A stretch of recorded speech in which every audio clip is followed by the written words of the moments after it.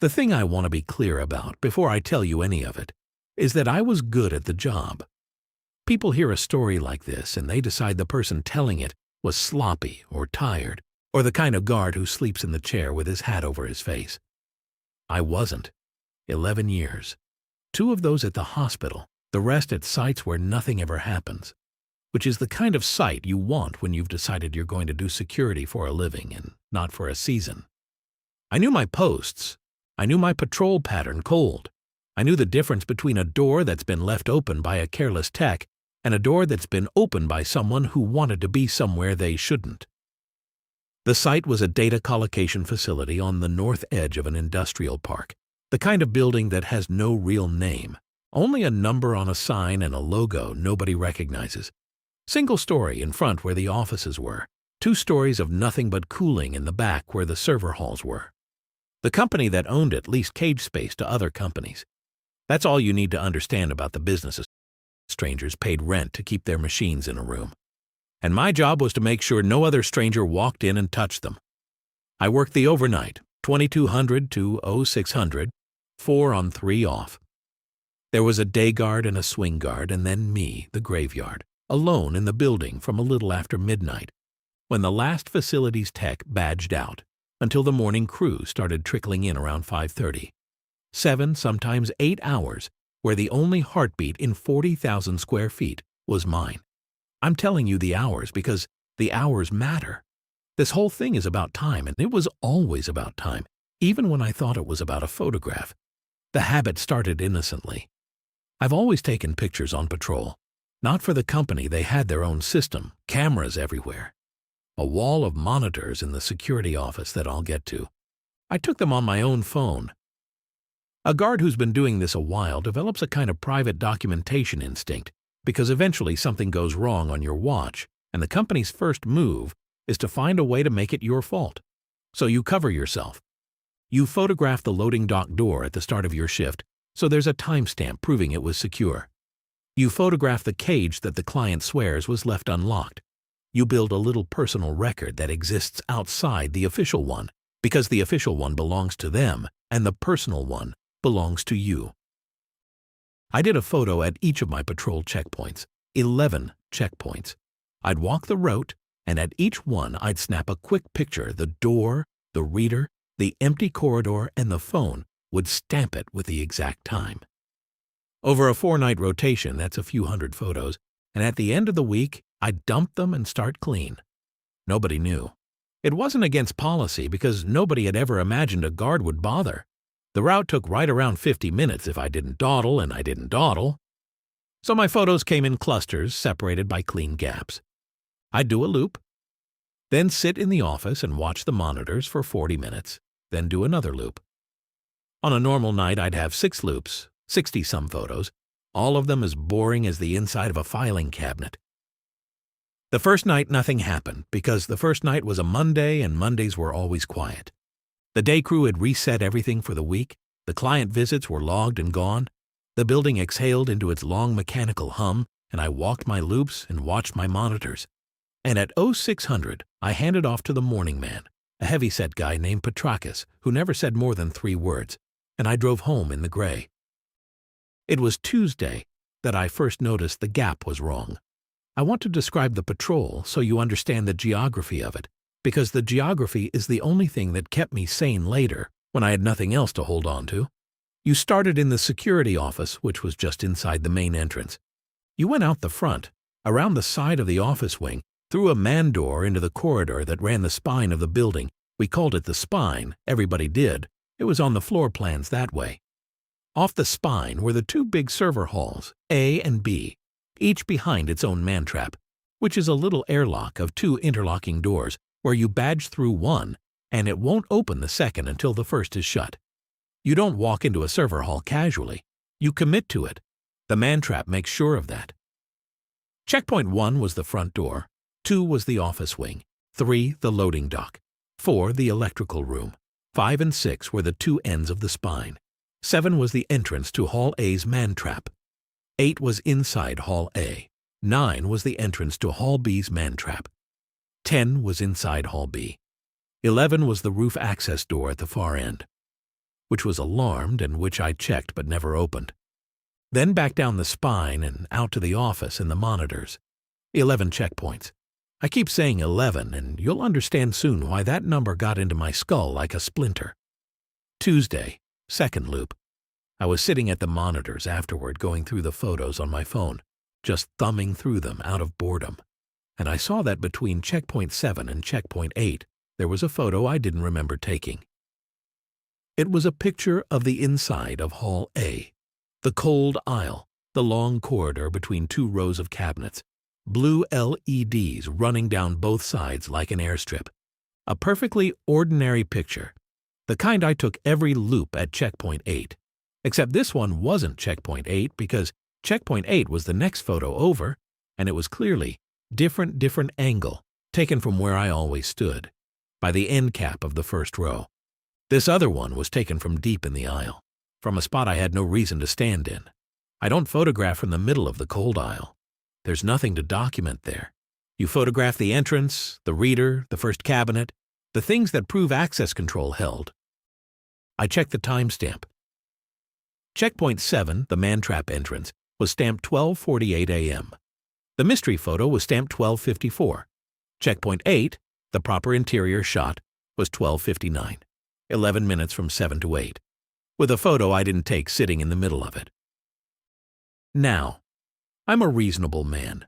The first thing I thought was that I'd fat-fingered the camera. You hold a phone in a cold room with gloves on, you bump the shutter, you get a picture of your own shoe or the floor or a blur. It happens. But this wasn't a blur. It was composed. It was level.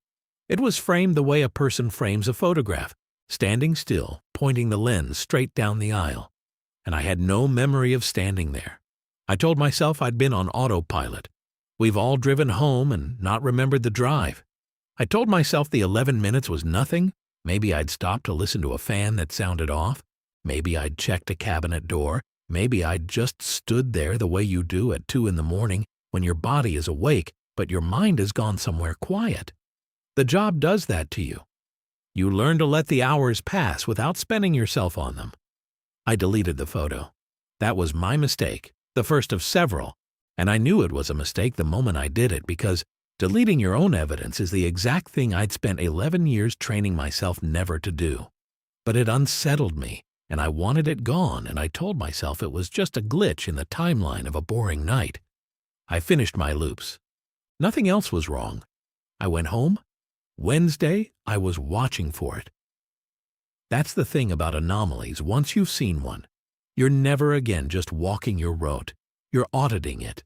I did checkpoint 7, badged into the man-trap, walked into Hall A, did checkpoint 8 from my usual spot at the end cap, badged out, continued on. Back at the monitors, I checked the phone immediately. 7 was 1:11 a.m., 8 was 1:16. 5 minutes, normal. No phantom photo between them. I felt foolish. I felt the specific embarrassment of a careful man who's let himself get spooked. I made a joke to myself about it and went on with the night, and the night went on with me, indifferent. Then the fourth loop. 7 was stamped 3:02 a.m. 8 was stamped 3:13. 11 minutes again. And between them, again, a photo from the middle of the cold aisle in Hall A. This one was different from the first. The angle was a little further down the row, closer to the back wall, as if whoever took it had walked a few cabinets deeper than last time. I don't believe in ghosts. I want that on the record. I've worked buildings where people died. The hospital, obviously, but also an old textile mill that had a reputation, and a hotel where a man had hanged himself in 214 and the housekeeping staff wouldn't go in alone. I've sat alone in those buildings at 4 in the morning, and I have never seen anything, never heard anything, never felt the famous cold spot or the breath on my neck. I decided years ago that the dead don't linger, or if they do, they have better things to do than perform for a man in a cheap uniform. So when I say what I did next, understand that I was not a believer trying to confirm a belief. I was a skeptic trying to find the wire. I went to the camera system. This is the part where the procedure matters, so bear with me. The facility had a real surveillance setup, not the gas station kind, the enterprise kind. Axis cameras, a few hundred of them, recording continuously to a video management system that retained 90 days.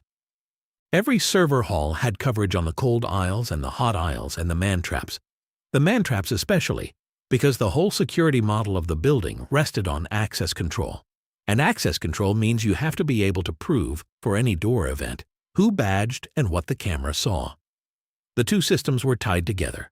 A badge swipe generated a log entry and the VMS bookmarked the corresponding video. That's standard. That's how you reconcile a dispute when a client says somebody was in their cage. So I had, sitting right there in the security office, an authoritative second record of everything that happened in Hall A. If a photograph existed of someone standing in the middle of that cold aisle at 12:54 on Tuesday morning, then the cameras had seen it too, and the badge log would tell me which door events bracketed it. I pulled up Hall A's cold aisle camera. I went to Tuesday, 12:54 a.m. There was no one in the aisle. There was me at 12:48, badging through the man-trap and walking to the end cap and raising my phone. You could see it, the little rectangle in my hand, the flash off the cabinet glass. That was checkpoint 7 into 8, except on the camera there was no 11-minute gap. I stood at the end cap, I took my picture, I lowered the phone, I turned and walked out. The whole thing took 90 seconds. The timestamp on the video when I lowered the phone was 12:49. On my phone, the checkpoint 8 photo, the one from the end cap, the proper one, was stamped 12:59. On the camera, the identical moment was stamped 12:49. 10 minutes of difference. And the phantom photo, the one from the middle of the aisle, stamped 12:54, had no corresponding moment on the camera at all. Not at 12:54. Not at any time that night. I scrubbed the whole hour. I never once walked into the middle of that aisle. The camera was certain of it. I sat there with the phone in one hand and the mouse in the other, and I did the arithmetic over and over because the arithmetic was the only solid thing in the room. 2 records of the same act, 10 minutes out of phase. A third record, a photograph of an act that one device insisted happened and the other device insisted never did. The easy answer was that my phone's clock was wrong. Phones drift, sure, but they also sync to the network constantly. And 10 minutes is not drift. 10 minutes is a malfunction you'd notice in every part of your day. I checked my phone against the wall clock, against the VMS clock, against the time on my own watch. They all agreed. My phone was not 10 minutes fast. It was correct. It was correct. And it had still stamped a correct photograph 10 minutes after the camera said the same photograph was taken. I'm going to be honest about my emotional state at that point, because the whole reason I'm telling you any of this is so that someone understands how a sensible person ends up where I ended up. I was not frightened yet. I was irritated. I was the irritation of a man whose tools have started lying to him, which is a particular insult to someone whose entire profession is the trustworthiness of records. A guard's word is worth nothing. A guard's time-stamped log is worth everything. Take away the reliability of the timestamp, and you've taken away the thing that makes me more than a body in a chair. So I was angry, and I decided I was going to find the fault and fix it, the way you'd reseat a loose cable. Thursday was my last night of the rotation before 3 days off. I came in determined. I brought a second phone, my old one, wiped and charged, clock verified. The plan was simple. I'd do my loops carrying both phones, taking the checkpoint photos on both simultaneously. 2 independent clocks. If one drifted, the other wouldn't, and I'd have my answer. The first 3 loops were clean. Both phones agreed with each other and with the cameras, more or less, give or take the few seconds it took me to thumb 2 shutters instead of 1. I started to relax. Whatever it was, I thought it was intermittent, and intermittent faults are still faults, and faults get fixed. 4th loop. 2:50.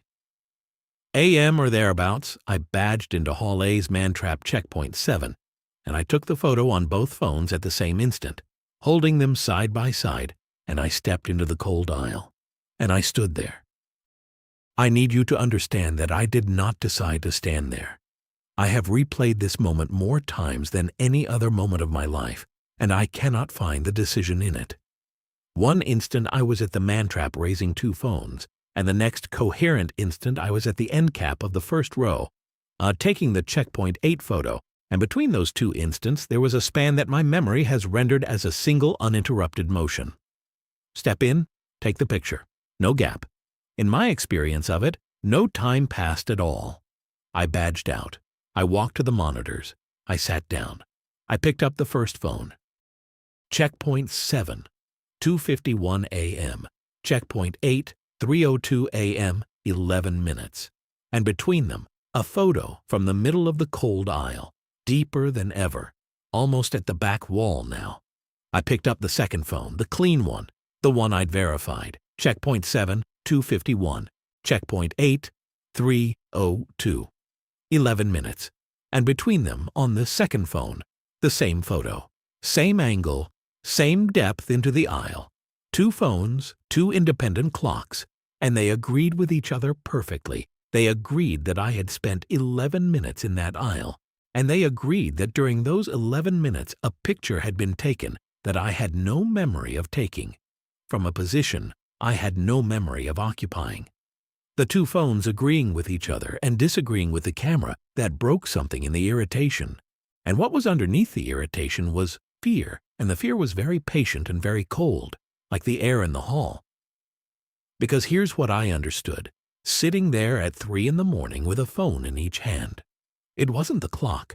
A broken clock is a thing inside the device, but two devices independently, both reporting 11 minutes. I did not experience that's not a clock problem. That's a me problem. The missing time wasn't being added by the phones. The phones were telling the truth.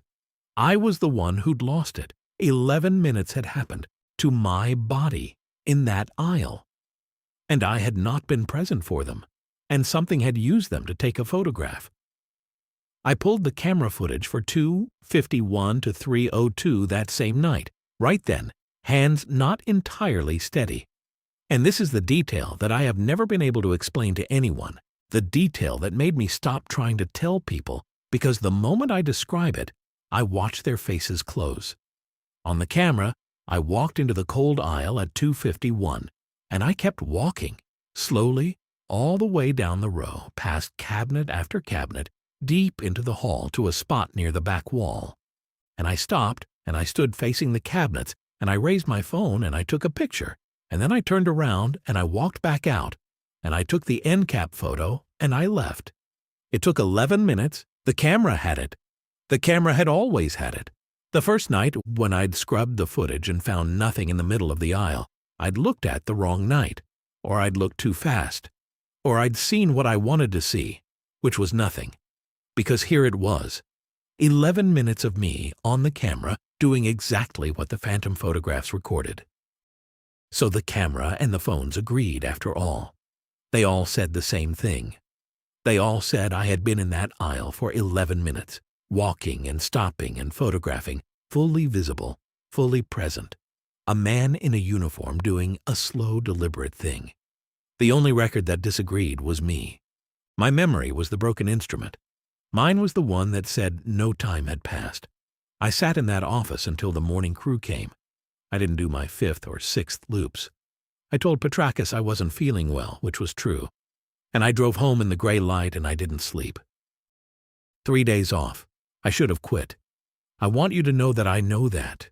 I had the gap. I had 3 days. I had every reason to call the company and say I was done and never set foot in that building again. People always ask, after, why didn't you just leave? As if leaving is a door that's always standing open. As if the part of you that needs to understand a thing will let you walk away from it. I had spent 11 years being the man who reconciles the record with the truth. Something was wrong with the record, and the record was me, and I genuinely could not let it stand unreconciled. It would be like leaving a door unlocked behind you. You'd feel it the whole way home. So I spent my 3 days off studying my own footage. I'd copied the 11-minute clip to a thumb drive, which was a fireable offense, taking client-adjacent footage off-site. But by then, I was past worrying about fireable offenses. I watched the clip maybe 200 times. I watched myself walk down that aisle. And the more I watched, the more I noticed things that I hadn't seen the first time, because the first time I'd been too busy being afraid of the big fact to attend to the small ones. The man on the camera walked wrong. Not dramatically, nothing a casual viewer would catch. But I know how I walk. You spend 11 years walking patrol routes, you develop a gait, an efficiency, a way of carrying your weight that's as much yours as your handwriting. The man on the camera had my gait for the first few steps into the aisle, and then it changed. It got slower in a way that wasn't tired, it got smoother. It lost the little hitch I have in my left knee from a fall years ago. By the time he reached the back wall, he was moving like someone who had studied my walk and reproduced it well, but not perfectly. The way you can imitate someone's signature closely enough to fool a teller, but not a handwriting expert. And I was the expert. I was the only handwriting expert in the world for that particular signature. And I was telling you it was a forgery. And when he took the photo at the back wall, he didn't take it the way I take a checkpoint photo. I take them fast, snap and move. He held the phone up for a long time before he pressed the shutter. 8 seconds, I counted it. He held it up and he stood very still and he looked through it, and then he took the picture, and then he lowered the phone slowly, and he stood a moment longer, and only then did he turn and walk back. He wasn't documenting the aisle. He was documenting from the aisle. The picture wasn't of the cabinets. I'd assumed it was, because that's what a checkpoint photo is. But when I went back and actually looked at the phantom photos in sequence, all of them from Tuesday and Thursday, I saw that the framing wasn't centered on the cabinets at all. Each one was aimed slightly differently, and when I lined them up in order first night, deeper, deeper, back wall, and looked at what was in the frame, I realized they were all pointed at the same thing, from progressively closer. At the far end of Hall A's cold aisle, past the last cabinet, there was a section of wall where a future expansion had been roughed in. A door frame set into the wall, with no door in it yet. Just a metal frame around a rectangle of unfinished drywall, waiting for the day the company built out Hall C beyond it. It was sealed. It went nowhere. It was, on every floor plan I'd ever seen, a wall. Every phantom photograph was aimed at that frame, and in each one, the closer the photographer got, the more clearly you could see that the rectangle inside the frame was not drywall. It was dark, an opening, a doorway with something past it that the camera could not resolve and that got, photo by photo, fractionally more defined, the way a thing seen at the very edge of your vision sharpens when you stop trying to look directly at it. The phantom photographer was walking toward a door that did not exist, getting closer each night and photographing what was on the other side. And he was doing it with my body on my time, 11 minutes at a stretch, while I stood somewhere outside of those 11 minutes, not asleep, not absent, just not consulted. I went back. Of course I went back. The understanding only made the not knowing worse. I had a door now, a specific door, a thing in the world I could go and put my hand on. I had spent 3 days learning that something was using me as a tool to approach it, and the natural response of a man like me, a man whose whole self is built around the idea that you walk toward the anomaly and resolve it, was to go and resolve it. I didn't yet understand that resolution was exactly what it wanted, that I was being walked 11 minutes at a time toward a door, and that my returning was not me investigating it, but it continuing to use me. I thought I was the investigator. I was the route. The first night back, I changed the patrol. I told myself I was being clever. I'd skip Hall A, just not go in. If it needed me to walk that aisle, I'd deny it the aisle. I did checkpoints 1 through 6. I skipped 7 and 8 entirely. I did 9 and 10 in Hall B. I did 11 at the roof door, and I came back to the monitors, and I checked my phone with the grim satisfaction of a man who's outsmarted the thing in the dark. Checkpoint 6, 1:20 a.m. Checkpoint 9, 1:42 a.m. 22 minutes between them. That stretch of corridor takes 90 seconds to walk. And between checkpoint 6 and checkpoint 9, on my phone, there were 2 photographs, both from the middle of Hall A's cold aisle, the aisle I had not entered. The Mantrap log confirmed I had not badged into Hall A. There was no door event, no entry. The access control system swore I'd never gone in. But the photos were there, and the camera, when I pulled it, showed me badging into Hall A at 124 even though the badge log had no record of it, walking the aisle, taking 2 pictures at the back wall, and walking out. Skipping the checkpoint hadn't denied it the aisle. It had only cost me more time.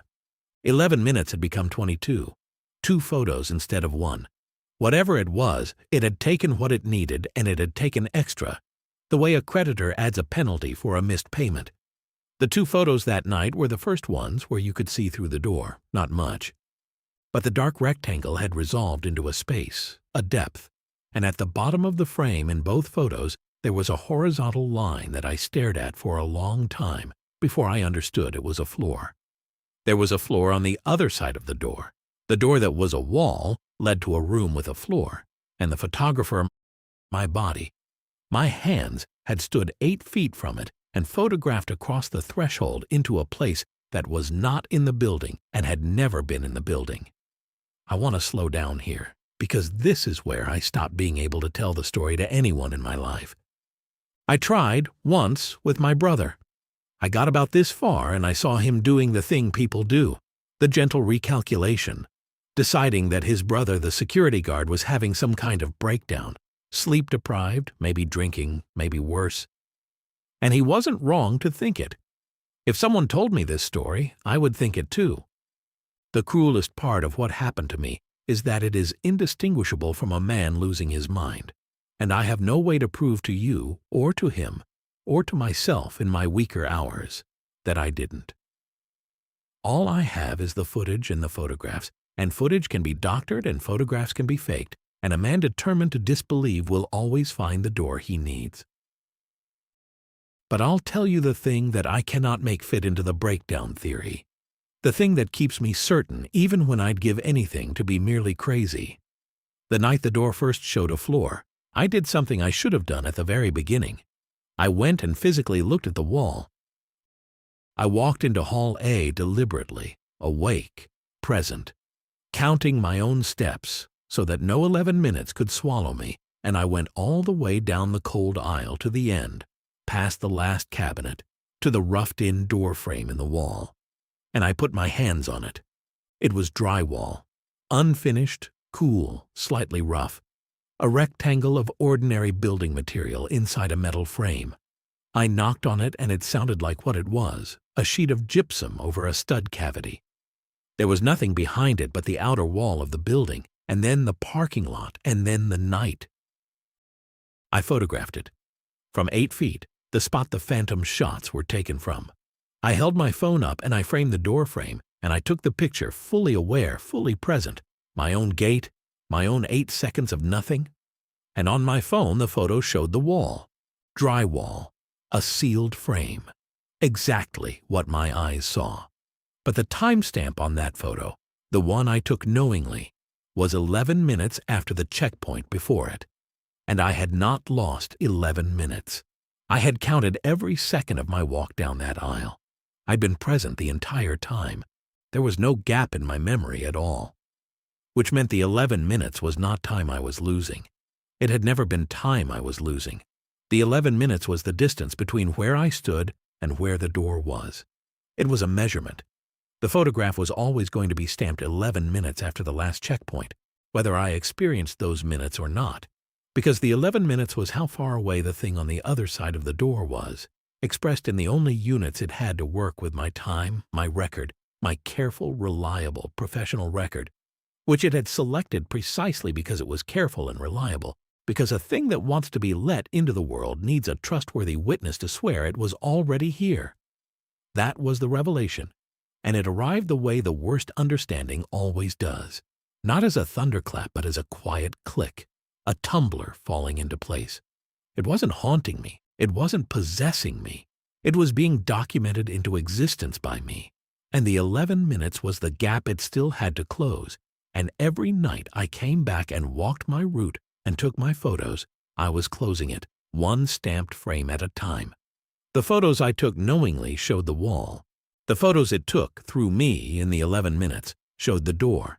Both were on my phone. Both bore my timestamp. And the longer the run of photos went, the harder it would be for anyone, for me, for the cameras, for the access logs, for reality itself, to say which set was the real record and which was the lie. It was building a body of evidence. Literally, a body of evidence. A documented history of a door that had always been there, witnessed and time-stamped by a man whose word, whose record, was worth everything. And once the record was complete, once there were enough time-stamped photographs of an open door in a place where there had only ever been a wall, all of them sworn to by a reliable man, then the wall would simply have always had a door in it. The record would win. The record always wins. That was the whole logic of my profession turned against me, that what's written down properly by the right witness becomes true. I understood, finally, what the 11 minutes were counting down to. I stopped taking photographs. That was the obvious move, and I made it. No phone, no camera, deny it the record. If the thing needed my documentation to make itself real, then I would simply not document, and the door would stay a wall, and the 11 minutes would never close. It worked for 2 nights. 2 nights of walking my route with no phone in my pocket, doing my checkpoints by memory and writing them in the paper log with a pen. The old way, the analog way, times in my own hand. No phantom gaps, no phantom photos, because there were no photos at all. I felt the relief of a man who has found the breaker and thrown it. The 3rd night I came in, and the day guard had left me a note. Client request. Enhanced photo documentation of all checkpoints, effective immediately, by management directive, photos to be uploaded to the shared drive at end of shift. The client wanted time-stamped visual confirmation of every patrol point, every loop, all night. It had come down from corporate. It was, the note said, non-negotiable, a condition of the contract renewal. I called the day guard. I called the account manager. The account manager confirmed it, sounding bored, reading me the directive off his screen. Enhanced photo documentation. He didn't know which client had asked for it. It had come through, he said, in an email that he forwarded to me, and I read the email 4 times, and the email had been sent at 3:02 a.m. the night the door first showed a floor, from an internal address that, when I looked it up in the company directory, did not correspond to any employee. The display name on the email was my own. It had stopped needing the 11 minutes. It had a procedure now. It had made itself part of the institution, a directive, a policy, a non-negotiable condition of the contract, and the institution would now require me to do, openly and on the record, and as a condition of my employment, the exact thing I had stopped doing in secret.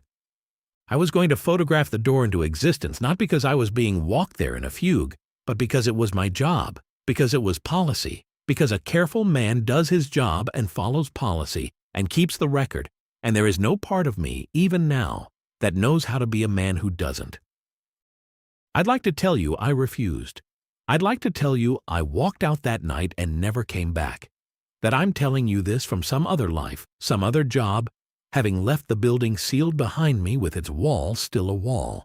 But you already know that's not how it goes, because you've understood, the way I eventually understood, that there was never a version of this where I left. The thing didn't choose me at random. It chose me because of what I am. A man who cannot leave a record unreconciled. A man who covers himself with documentation. A man who, handed a directive, complies, because 11 years have made compliance into something deeper than choice, something closer to the shape of my own spine. I took the photographs. I take them still.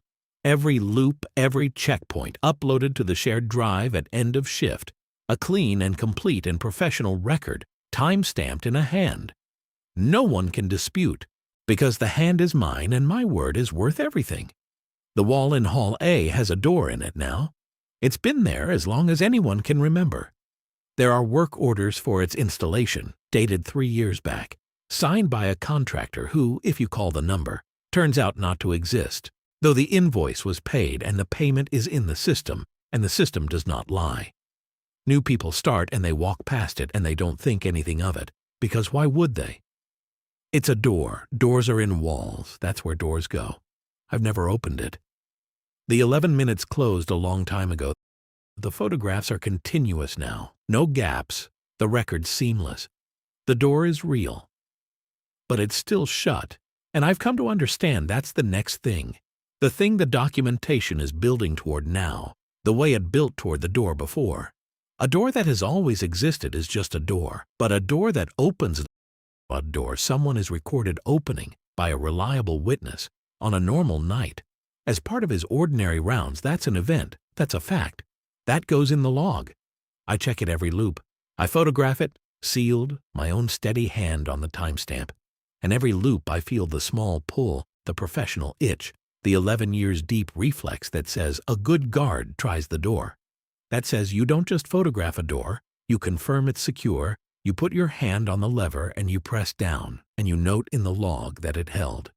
That's the job, that's the whole job. You verify. I haven't yet, but I noticed that the directive was updated last week. Enhanced documentation now includes confirmation that all doors are tested and secured each loop. By management directive, non-negotiable, condition of the contract. So you can see how it's going to go. You can see it as clearly as I can. One of these nights I'll come to the end of the cold aisle, past the last cabinet, to the door that has always been there. And I'll put my hand on the lever because it's policy, because a careful man does his job. And I'll press down to confirm it's secure, and I'll photograph the result, and the timestamp will be in my own hand. And my word is worth everything, and whatever the photograph shows will become what has always been true. I'm a good guard. That was never the flaw in me. It was the door.